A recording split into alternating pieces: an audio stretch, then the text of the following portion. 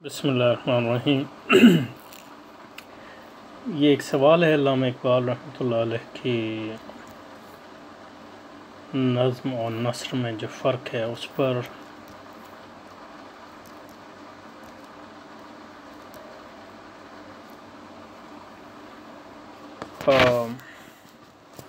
اور اس کی کیا وجوہات ہو سکتی ہیں۔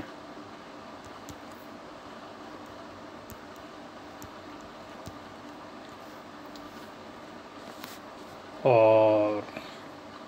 اس میں مزید سوال یہ ہے کہ علامہ اقبال کی اصل فکر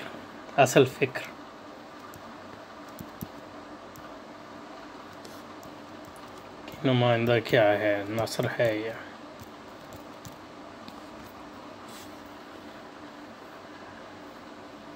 تو دلچسپ سوالات ہیں۔ تو دیکھتے ہیں اس بارے میں، اگر کوئی ذہن میں چیز آئی تو وہ عرض کرنے کی کوشش کرتا ہوں۔ تو اگر علامہ اقبال کی نظم اور نثر کے بارے میں فرق کے بارے میں سوچیں تو اس میں پہلا جو میرے نزدیک چیز ہمیں دیکھنی چاہیے کہ نظم اور نثر میں عموماً کیا فرق ہے، عموماً نظم اور نثر میں کیا فرق ہوتا ہے، اور پھر دیکھیں گے کہ علامہ اقبال کی نظم اور نثر میں کیا فرق ہے، اور وہ فرق جو ہے پھر علامہ اقبال کی نظم و نثر میں جو ہوگا اس کی دو وجوہات ہو سکتی ہیں، یا ان دو وجوہات کا ایک ملغوبہ ہو سکتا ہے۔ ایک تو یہ کہ نظم و نثر کا جو عمومی فرق ہے اس کی وجہ سے علامہ اقبال کی نظم و نثر میں بھی فرق ہے، اور پھر جو ہے اس میں کوئی اسپیسیفک یا متعین فرق جو اقبال کی اپنی آپ کہیں گے کہ فکری سمانے اور فکری سفر اور فکری تاریخ اور فکری سیاق و سباق کے نتیجے میں جو فرق آیا وہ تو اس کو دیکھتے ہیں انشاءاللہ۔ تو پہلے تو یہ دیکھتے ہیں کہ نظم اور نثر میں کیا فرق ہوتا ہے، عموماً نظم اور نثر میں کیا فرق ہو سکتا ہے یا ہوتا ہے۔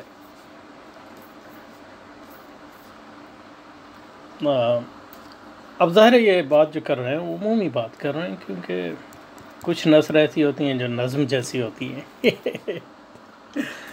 اور کچھ نظمیں ایسی ہوتی ہیں جو نثر کی طرح ہوتی ہیں، تو اس کی بات نہیں کر رہے ہیں، عمومی بات کر رہے ہیں۔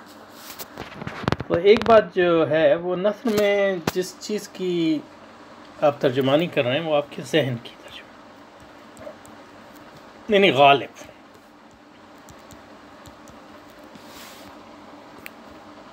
اور ذہن سے جو آپ کا آتا ہے فکر، اور ذہن سے مراد ہماری عقل بھی ہے، اور بنیادی طور پہ یعنی تحلیلی عقل، جو ذہنی عقل ہے۔ تحلیلی عقل جو ہے وہ چیزوں کو دیکھتی ہے، ان میں مماثلت تلاش کرتی ہے، تجرید کرتی ہے، وغیرہ وغیرہ۔ تو نثر میں عموماً جو چیز کا فرما ہوتی ہے انسان کی، اس کا ذہن اور اس کی عقل اور اس کا فکر غالب ہوتی، تحلیلی فکر غالب ہوتی۔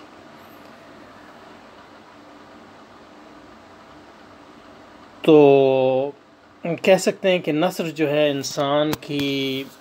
افکار کی ترجمانی کرتا ہے، وہ افکار جو اس کے ذہن کی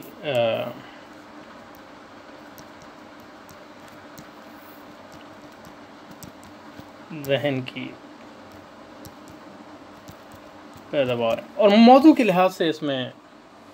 ظاہر تبدیلی ہوگی، لیکن جو ہمارا ذہن کام کرتا ہے وہ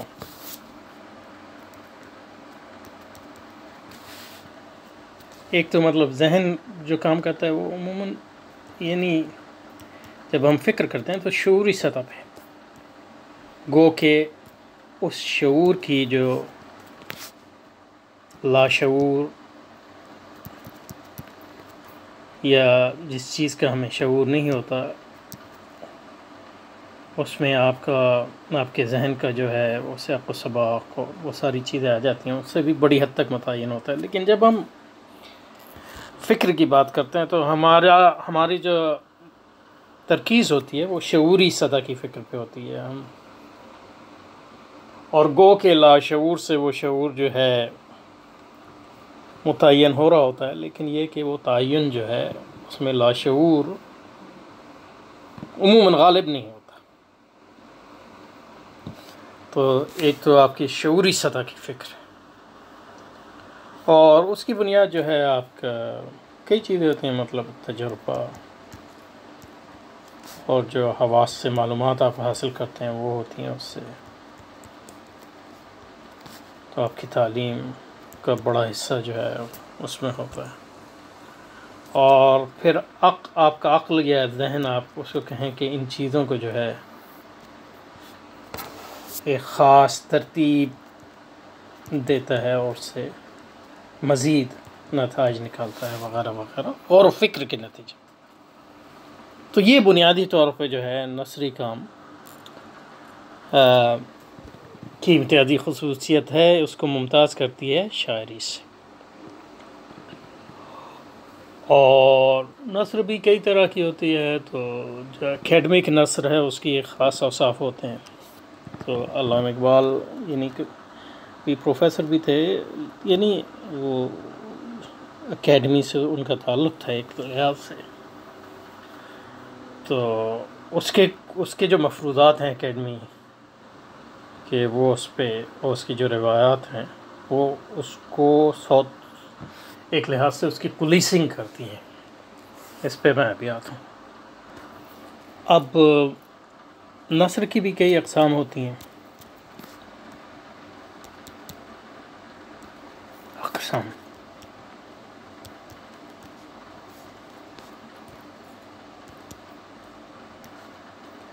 اور ان اقسام کی روایات ہوتی ہیں۔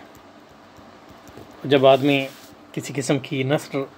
لکھتا ہے تو ان روایات کی جو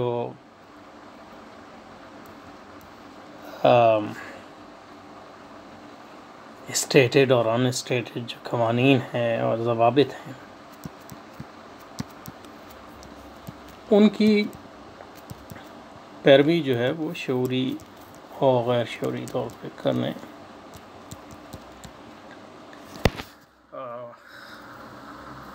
پر ایک طرح سے مطلب یہ ہے کہ وہ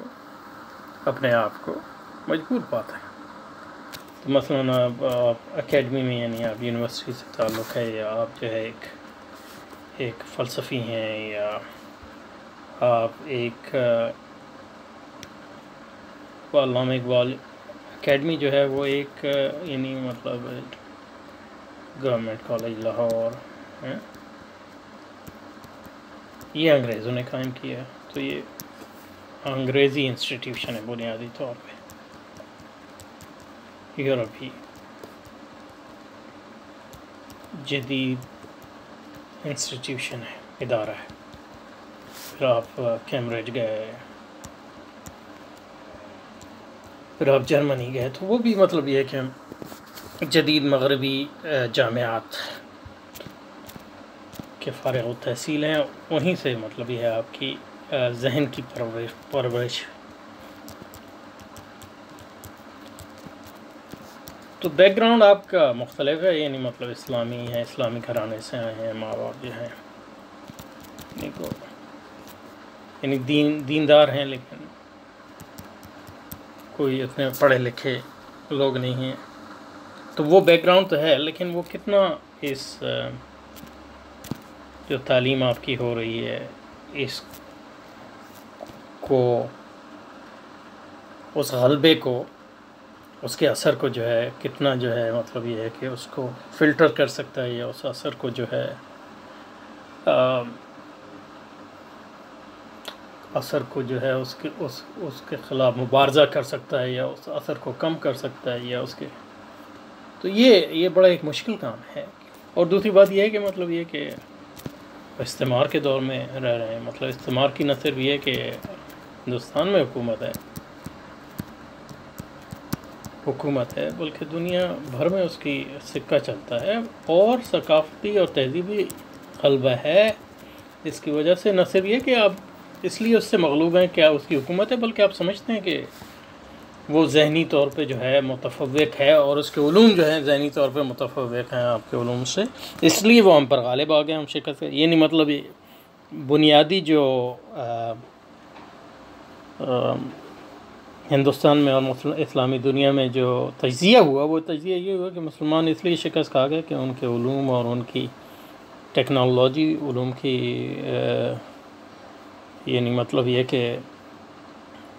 خامی کی وجہ سے وہ یورپ کے علوم کے مقابلے میں اس کی کوئی حیثیت نہیں ہے۔ تو مطلب یہ کہ نہ صرف یہ کہ یورپی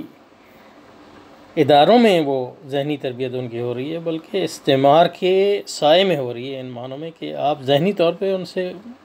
نہ صرف آپ مغلوب ہیں، بلکہ آپ کی پوری تہذیب مغلوب ہے، اور نہ آپ مطلب یہ نہ صرف یہ کہ ان کے حکومتی غلبے میں ہیں، بلکہ آپ کا ذہن بھی کہتا ہے کہ ان کے علوم جو ہیں وہ جو ہیں فوقیت رکھتے ہیں، ان میں کوئی حق اور سچائی ہے، کیونکہ اگر وہ نہ ہوتی تو ہم کیسے شکست پا جائیں، سمجھے نا؟ تو مطلب جدیدیت سے مروبیت، اور جدیدیت کا اثر جو ہے بہت زیادہ ایک فطری عمل ہے، وہ تھا۔ اور پھر جب آپ جو ہے کچھ لکھتے ہیں تو مطلب یہ کہ ویسے تو مطلب یہ کہ آپ پر کوئی قطعاً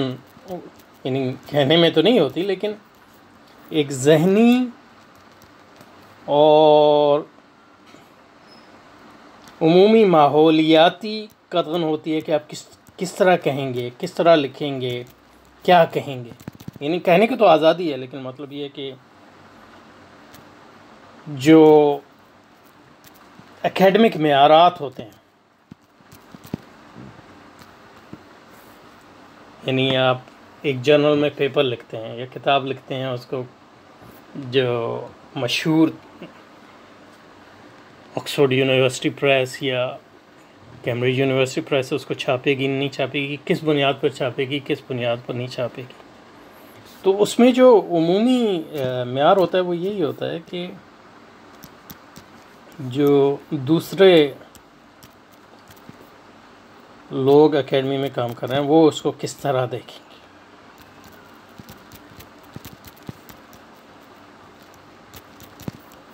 وہ اس کی قیمت کیا لگائیں گے، اور اس میں مطلب یہ کچھ معیار ہیں کہ مطلب آپ نے فٹ نوٹ کیسے ڈالنے ہیں، یا کس زبان میں بات کرنی ہے، یعنی اور کون سی کتابیں پڑھنی ہیں، یعنی اگر آپ ایک پیپر چھاپنا چاہتے ہیں ایک جرنل میں، تو بنیادی یہ ہے کہ آپ نے اس موضوع پر جو انہی پیپرز میں چھپے ہوں گے وہ اگر نہ پڑھے ہوں اور اس کا اظہار نہ کریں کہ اس کو نہ پڑھا ہو، تو پھر آپ کے پیپر کی کوئی جو ہے وہ وقت نہیں ہے، اس کے آپ کی کتاب کی کوئی وقت نہیں ہوگی اور وہ چھپے گی بھی نہیں، اور پھر انہی معیار کے مطابق ان سے آپ گفتگو کر رہے ہیں، انہی لوگوں سے، تو مطلب ایک سرکل ہے، ایک دائرہ ہے جس میں لوگ جو ہیں گھوم رہے ہیں۔ تو اس ماحول میں جو مطلب یہ کہ اقبال نے ریکنسٹرکشن، یعنی ان کی نثر ہے ریکنسٹرکشن،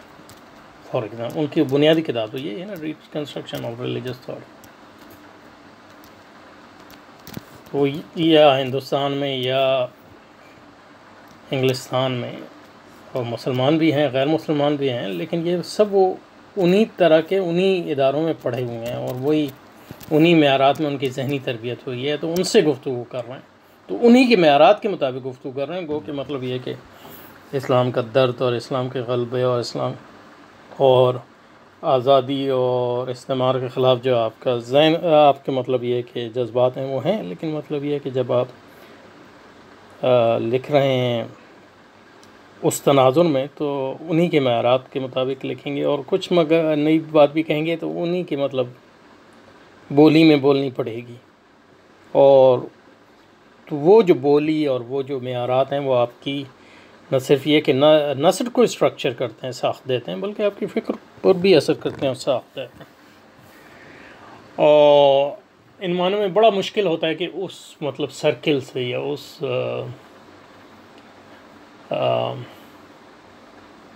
دائرے سے جو ہے باہر نکل سکیں کوئی ایسی، کیونکہ اگر آپ کوئی ایسی بات کر رہے ہیں جو ان معیارات کے مطابق نہ ہو تو یہ مطلب جو اس کو وہ معیارات جو ہیں وہ دقیانوسی بات سمجھتے ہوں گے تو وہ آپ کریں گے تو آپ کی پوری کتاب کو وہ یعنی سائڈ میں رکھ دیں گے اس کو۔ تو یہ آپ کا ایک سوچ ہے کہ آپ کی اگر فکر میں جو ہے ایک انقلابی سوچ ہے تو وہ بھی اس طرح پیش کریں کہ وہ بہت زیادہ مطلب یہ ہے کہ نامانوس اس ماحول میں نہ ہو، وہ بھی آپ کو اس طرح اس کو فکر ہو۔ اور دوسرا پھر زبان بھی انہی کی استعمال کریں، انگریزی میں لکھ رہے ہیں تو انگریزی زبان اور جو ویکیبلری ہے، یہ جو الفاظ ہیں اور جو اصطلاحات ہیں وہ اسی میں آئی ہیں۔ تو اسلامی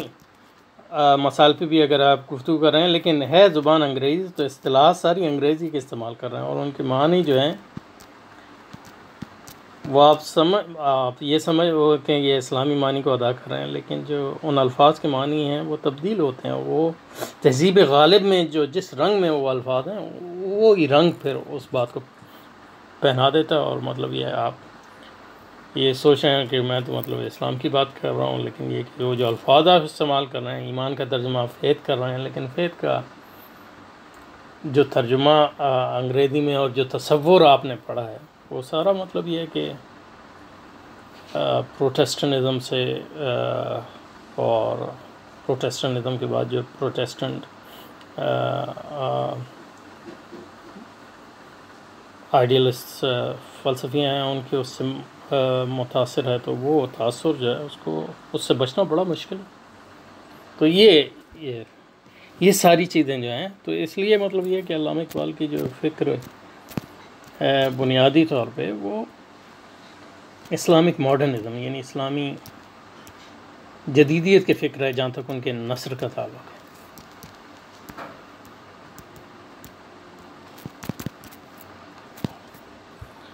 اور بنیادی طور پہ اس میں مطلب وہ ان کی جو ٹریڈیشن ہے، جو روایت ہے، وہ سر سید احمد خان کی روایت ہے، اور اس میں بات یہ ہے کہ وہ کہتے ہیں کہ مطلب یہ کہ ان کا بنیادی سوال یہ کہ جدیدیت میں ایک حق ہے، اور اسی وجہ سے اس نے عیسائیت پر غالب آئے۔ عیسائیت جو ہے وہ ناحق تھی بنیادی طور پر اور کرپٹ تھی، تو ایک قصور جدیدیت کا نہیں ہے، عیسائیت کا۔ اور جدیدیت میں جو اس میں انہوں نے بات کی ہے وہ یہ ہے کہ جدیدیت کے دو رخ ہیں، ایک مادی اور ایک آئیڈیلسٹ، روحانی۔ آئیڈیلسٹ کا ترجمہ روحانی تو نہیں ہونا ہے، مثالی، یہ اسپریچول۔ تو علامہ اقبال وغیرہ یہ سمجھتے ہیں کہ جدیدیت خود ٹھیک ہے، لیکن اس کے جو مادی رنگ ہے وہ غلط ہے، مادیت جو اس میں در آئی۔ لیکن وہ یہ کہتے ہیں کہ مادیت جو ہے وہ کوئی جدیدیت کی اونلی کو کیا کہیں گے اونلی فقط یعنی مادی تشریح جو ہے جدیدیت کی وہی اس کی یعنی مطلب یہ ہے کہ صرف اس کی جو تشریح ہے وہ مادی تشریح جو ہے وہ ضروری نہیں ہے، وہ لازمی نہیں ہے، اس کی روحانی تشریح بھی کی جا سکتی ہے۔ تو علامہ اقبال جو کوشش کرتے ہیں وہ یہی کرتے ہیں کہ مطلب ریکنسٹرکشن میں جیسے کہ جدیدیت کی ایک روحانی اور مثالی تشریح کریں اور اس کی مادی تشریح کا رد کریں، اور کہتے ہیں یہی اسلام کبھی۔ تو اس لحاظ سے اسلام اور جدیدیت میں کوئی بنیادی جھگڑا نہیں ہے، صرف جھگڑا یہ جدیدیت کی مادی تعبیر میں۔ تو اس لیے پھر جو ہے وہ جدیدیت کی روحانی تعبیر کو ابھارتے ہیں اور اسلام کی ایسی تعبیر کرتے ہیں کہ وہ جدیدیت کی سو کالڈ جو مثالی اور روحانی تعبیر ہے اس سے لگا کھا لے۔ تو اس میں مطلب یہ کہ جدیدیت کے دو جو دھارے ہیں اس میں ایک دھارے کا ساتھ دیتے ہیں، اور پھر اس دھارے سے اسلام کو موافق ثابت کرنے کے لیے پھر اسلام کی ایسی تعبیر کرتے ہیں جو اسلام کی آرتھوڈاکس یا اسلام کی راسخ العقیدہ تعبیر نہیں ہے اپنی نثر۔ حالانکہ اپنی ذاتی زندگی میں وہ ایک یعنی راسخ العقیدہ مسلمان ہیں زیادہ تر معاملے اس کرداروں کی شاعری میں، لیکن ان کی نثر ان وجوہات کی بنیاد پہ جو میں نے آپ کے کہی ہیں اس کی وجہ سے وہ جس پر اینڈ ہوتے ہیں وہ سر سید ہی کی پوزیشن ہے. گو کہ مطلب یہ ہے کہ سر سید تو مطلب کوئی پڑھے لکھے آدمی نہیں تھے، تو علامہ اقبال تو مطلب یہ کہ بڑے فلسفی اور مغرب کا عمیق مطالعہ کیا اور اسلام کا بھی اچھا خاصا علم ہے، تو اس وجہ سے آپ نے جس نتیجے پہنچے ہیں وہ بہت گہرے ہیں. تو اس کے باوجود کہ ہم اس کو رد کرتے ہیں، ہم اس سے فائدہ اٹھا سکتے ہیں راسخ العقیدہ اسلامی تشریح کو ابھارنے کے لیے اور جدیدیت کا رد کرنے کے لیے. ہمارا اپنا مقصد یہ ہے کہ ہمارا اپنا مطلب اقبال سے جو اختلاف ہے وہ یہ ہے کہ جدیدیت جو ہے وہ گمراہی ہے، چاہے وہ مادی اس کی تعبیر ہو یا روحانی اس کی یا مثالی تعبیر ہو، اور اسلام کو جدیدیت کے مطابق جو ہے کے مطابق کرنا یہ ایک گمراہی ہے ایک لحاظ سے. ہر چیز کو اسلام کے رنگ میں رنگنا، نہ کہ اسلام کو دوسری چیزوں کے رنگنا. تو یہ بنیادی ان کے نثر میں ہے. تو انشاءاللہ اگلی بار جو ہے نظم کی بات کروں گا. اس کافی ہو گیا تو اس کو یہاں پہ روکتے ہیں.